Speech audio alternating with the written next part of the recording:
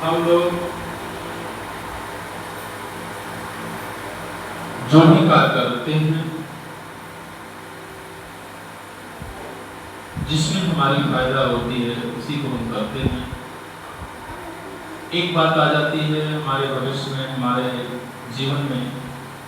कि हम पूजा पाठ क्यों करते हैं, पूजा पाठ क्यों जरूरी है करना, इससे किसको खुशी मिलती है और किसको शांति मिलती है। बहुत से लोग कहते हैं इससे भगवान खुश होते हैं पूजा पाठ करने से, और भगवान की कृपा बनती है। तो ये तो सत्य ही है कि भगवान खुश होते हैं, लेकिन वास्तव में सबसे ज़्यादा अगर किसी को खुशी मिलती है पूजा पाठ करने से, कुछ देर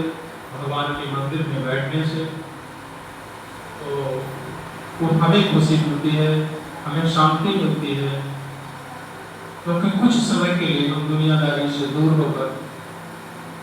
भगवान के भाव भजन में और जप में या उनके नाम संकीर्तन में लगते हैं। तो जहाँ तक मेरा विचार है, जहाँ तक मैं समझता हूँ कि अगर किसी को सबसे ज़्यादा खुशी मिलती है तो वो भजन कीर्तन करने वाले को, और सबसे ज़्यादा और अच्छी बात तब हो जाती है जब हम किसी मंदिर में बैठकर अपने इष्ट भगवान, इष्ट देवता के सानिध्य में रहकर अगर हम पूजा पाठ करते हैं तो उससे और भी कई ज़्यादा खुशी मिलती है। तो किसी को खुश कर सके हम या ना कर सके, लेकिन एक बात तो तय हो जाती है कि हम जरूर कुछ समय के लिए दुनियादारी की बातों से विलग होकर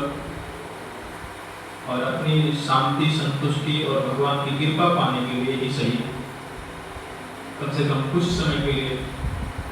हम अपने जीवन में कुछ अच्छा कार्य कर ले जाएं या कर ले जाते हैं।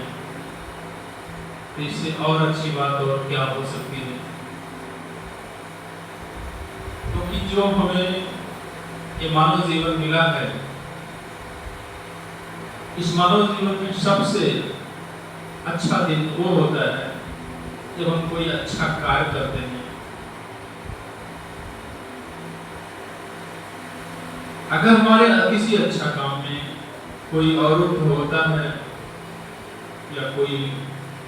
दिक्कत सामने आती है,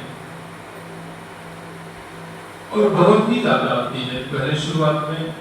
जब हम किसी सत्य मार्ग पर निकलते हैं या पूजा पाठ करते हैं तो बहुत समस्या आती है। लेकिन अगर हम बार बार अपने मन को इस तरफ खींचते हैं तो धीरे धीरे वो समस्याएं, वो बाधाएं दूर हो जाती हैं और हम भगवान की कृपा पात्र के लायक हो जाते हैं। इसलिए हमारा यही कहना है कि हम किसी को खुश कर सकें या न कर सकें, लेकिन कम से कम कुछ समय के लिए हम अपने आप को संतुष्ट, सुखी और अपनी आत्मा की खुशी के लिए, अपने खुशी के लिए, तो कुछ समय के लिए समय निकालकर भगवान में लगाकर अपना जीवन धन्य बना सकते हैं।